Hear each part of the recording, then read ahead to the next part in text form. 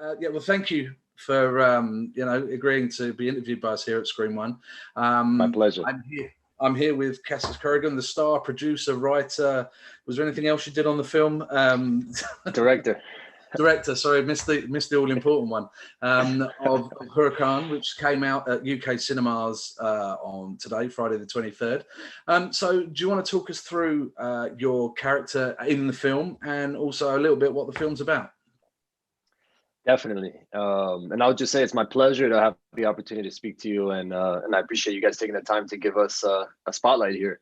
So, Huracn is a psychological thriller about an aspiring mixed martial arts fighter who is battling multiple personality disorder. So on the one side, it's this deep dive into the mystery and the complexity of severe mental illness. On the other side, it's featuring this authentic and visceral MMA fight action. And all of it is set in the incredibly colorful, diverse neighborhoods of the real Miami, not South Beach. I'm talking about Little Haiti. I'm talking about Pequeño Havana. I'm talking about Overtown, Hialeah, neighborhoods in Miami that have so much culture, that are so rich, that have never really been depicted on screen before. And all of that combines, hopefully, to create a genuinely raw, real, original, and different cinematic experience, than you've had before.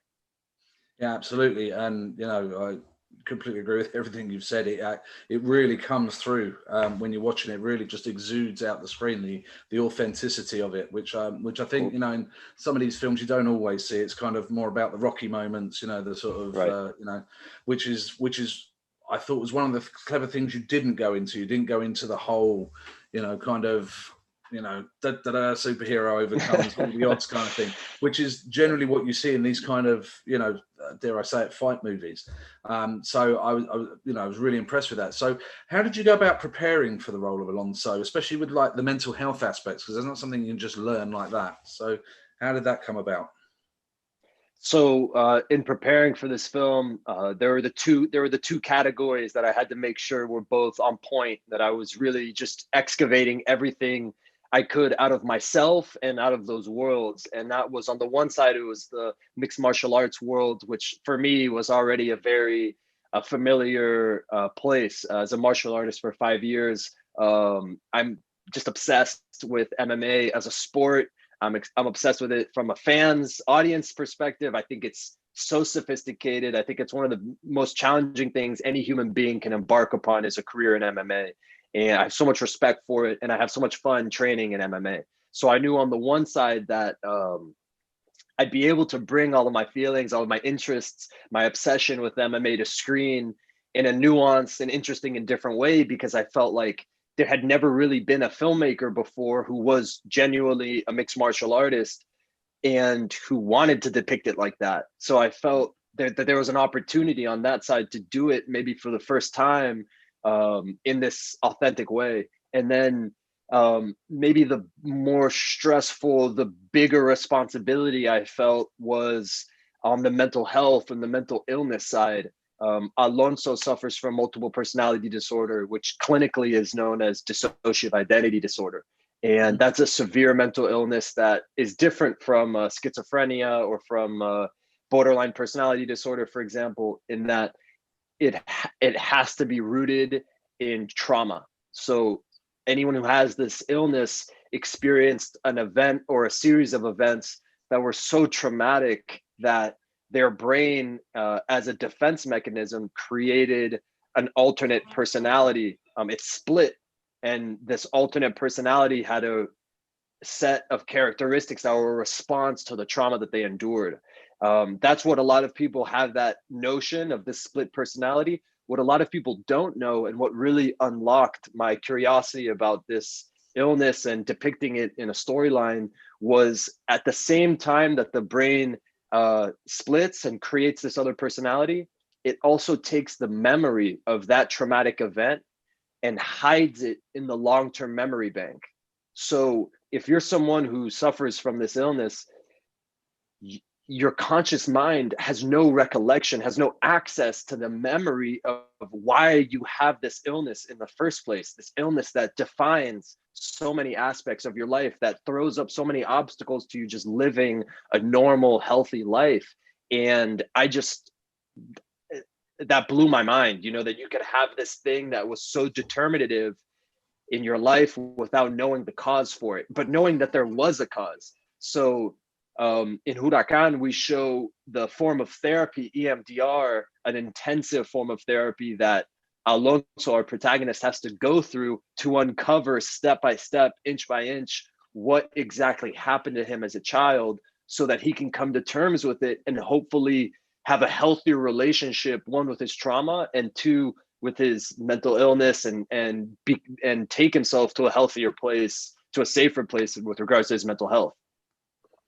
Yeah, no, it's incredible, that particular scene actually, where you have the track running in your ears, because I had headphones on when I was watching, so oh yeah, perfect. I was that's ideal. Paranoid that I was going to trigger, even though I haven't got any problems like that, but I thought I might trigger. I was getting a bit worried, so I was deliberately not looking at the running lights, because I was just like, yeah. But I love that moment. Again, it's all these little things, like, the curving on the edge of the screen, and all the little nuances in there that are absolutely incredible. So how physical did you have to, because you say you train MMA, so was it sort of just more of the norm for you, or did you actually have to sort of increase your physical intensity for the role, or? Yeah, well, definitely from the standpoint, like, I'd already been training for a while, but it became much more intensive in the 6 months, 9 months leading up to filming, in that when it became clear that I was also going to act in the movie, because when I first had the idea for the film and I started writing the movie, it was to give myself my first film to direct. That was the ambition, objective, more than anything else. And as we progressed in development and started thinking about casting, it became clear to me how challenging it was going to be to find someone who could bring to life authentically the experience of living with severe mental illness.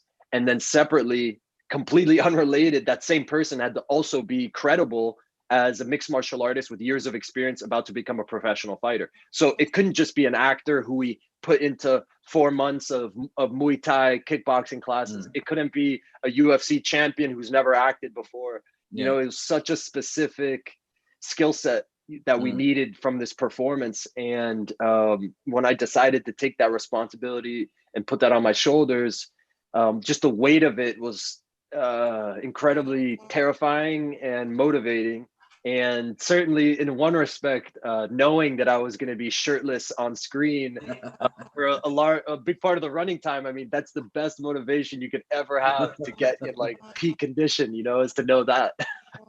Yeah, I think maybe I should make a film then. And yeah, there you go. Yeah. So obviously, you've got Jorge Masvidal in the film. How did he come about? Was he because you trained with him, or you knew someone who knew someone, which is usually what happens? So being born and raised in Miami, being a mixed martial arts fanatic, Jorge Masvidal, Gambred, he's always been, for me, one of my heroes, and someone that I've always looked up to, because he is as authentic as anyone has ever been. You can go on YouTube and find videos of him bare knuckle fighting at 16 years old in the backyards of Miami with Kimbo Slice as the referee. Like, it does not get more real than that. So for me, knowing that, the dream was to work with him on this movie. And I got very lucky that the MMA gym where we trained in Miami, called KO Zone, run by Diego De Vera, he opened up the community and the gym to us. And the Muay Thai coach there, who we now see in Huracán as Coach Kante, his name is Gregory Choplin. He's a 5-time Muay Thai world champion, one of the greatest fighters of his generation. And at the time, he was Jorge's Muay Thai coach. So that's how him and I were connected. And, Jorge gave me these little challenges kind of to see if I was like worth his time and his respect. Of like, okay, yeah, you want to get to know me? Show up at 5 a.m. in Key Biscayne and do sprints with me on the Rickenbacker Causeway. Oh, okay, you did that? Okay, well, tomorrow, 5 a.m., let's go to Little Haiti, and we're going to be doing sprint swimming drills in the pool in Little Haiti. And I was lucky that, you know, he gave me that opportunity to show him that I wasn't like a Hollywood actor. Cause I mean, I was moving back to Miami from LA, where I had been studying and learning how to become a filmmaker. And I had to prove to him that I wasn't, you know, like one of these soft filmmakers who was just had a passing interest, you know, but that I was someone who was really about that life and dedicated, you know. And I learned so much from my time with him. He's such a, I mean, this guy is a killer. This guy is a certified badass. He has a belt that says it. He's the baddest motherfucker, you know, but he's the most humble, respectful guy, you know. And that, for me, that dichotomy was so interesting, you know. It was fascinating. And the direct exposure to him showed me that even at the highest level, world-class fighters, this hypothesis that I had about the psychology of fighters rang true, which is that to pursue a career in fighting, you know, prize fighting, it just requires a very extreme psychological mindset, a very extreme mentality. And what was so interesting to me was that people would assume that that psychology was maybe of one kind. For example, someone who was incredibly aggressive, starting fights all the time, belligerent sort of personality. But in fact, that's like the minority of fighters.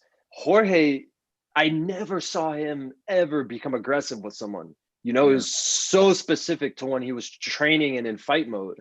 In fact, he's like a very kind, like, person, you know, and I don't want to blow up his spot because he's definitely an intimidating badass on one side, you know. But what was interesting to me was finding the extremity, you know, and for him, it was the adrenaline. It was he genuinely has fun being in a fight scenario where he knows he's against another trained killer and they're locked in a cage and it's one person's skill set versus the other. Who's gonna dominate whose mentality is stronger, who prepared better, the pressure of it, the competition component, those things just were exciting to him, you know. And it wasn't like an aggressive bloodlust, you know. It really was the competitive adrenaline of it. And that for me opened up a door into looking at the psychology of fighting and saying, okay, well, people come into this from such different backgrounds with such different objectives, you know. And that was something that I really hoped to put on screen in Huracán, was kind of the diversity coming into the sport and the different motivation set of how, you know, fighting can change someone's life for the better, and be this tool that they use to really discover themselves. Right, so we're running out of time. So my last couple of questions for you. So, firstly, what was the best thing about the Huracán experience, and also the single biggest struggle or difficulty with it? And then after that, what is next for Cassius Corrigan? Where we're going to see you next? What's coming next? Tell us. I would say the best element of Huracán has definitely been being able to share this ride with all of my cast, my crew, and my investors, who all took such a big risk investing in me, you know, whether it was their money or their time. As an unproven first-time filmmaker, first-time actor, the movie could have been a catastrophe, you know. It could have very easily been a failure. But so many people believed in me, and as a team, we delivered, you know, like we delivered. And at this point, it's unequivocal, like we delivered, and the film has become a successful film. And every milestone along the way, and having a theatrical release today, the 23rd, throughout the United Kingdom, that's one of the biggest milestones. Being able to share these milestones with my team, call them with the updates, and let them know, you know, that their work is amounting to something. That's been one of the best experiences of my life, has been just being able to share these accomplishments with my team. And the struggle, I would say, man, so many. If I were to just try and distill it to the single biggest struggle, it's been finding the stamina and the mental fortitude to really, more from a producing standpoint, find the strength to every single day since September 2016, when I first conceived of the idea and started writing, finding the stamina to continue pushing this boulder up the mountain 1 inch at a time, you know, and doing it every single day. And one really important thing I learned from my producing partner, Diomedes Raul Bermudez, was the importance of every day, even if it's only a tiny amount of progress, pushing for it a little bit, even if it's not a huge thing, you know, just finding some way every day to get closer to the goal and closer to the objective. And doing that in the face of, you know, prospective failure and humiliation. I mean, that's the hardest thing, you know. And I would just say that my biggest takeaway, my biggest learning lesson was how important it was to make that choice and to just say to myself, I'm willing to risk failure to do this and to learn what I need to learn from this experience. So, and finally, what is next for you? Where we're going to see you next? What's coming up? What you're working on? So I would love, I'm dying, in fact, to do a sequel to Huracán called Huracán Mode. And that would be continuing Alonso's journey. You know, we've just set it up. You know, I feel like from the beginning, I envisioned this as a trilogy. And it's my ambition, it's my objective, it's my commitment to make a sequel to this film that builds on everything that audiences are loving about the film, the thought-provoking thriller quality, the visceral, authentic MMA fight action, and taking those to the next level. Because now going into this movie, I had the hypothesis that I would be able to make a good film that delivered on these things that I was interested in. Now I know for a fact that I can do it. And now I also know how I can take it to the next level. And so for me, I'm consumed with thoughts and strategies about how I can push forward with this project and make the sequel. I was going to say, because that you can't leave us hanging on that last shot. I can't. Literally, I still think I was thinking about it earlier today. I was just like, it really does leave you with that. What's next? We've got to, because there's a lot of unanswered threads towards the end, which don't necessarily need answering right there and then, but it would be great to see that story follow through. So anyway, so thank you for your time, Cassius. Thank you very much for bringing us Huracán. Out today, October the 23rd in UK cinemas. Everybody make sure you go and see this film. It is incredible. So once again, thank you very much for your time, and look forward to hearing more from you very soon. Likewise, Matt. Thank you, man. I really appreciate you taking the time to talk, and I'm so glad you enjoyed the movie. No worries. Thank you.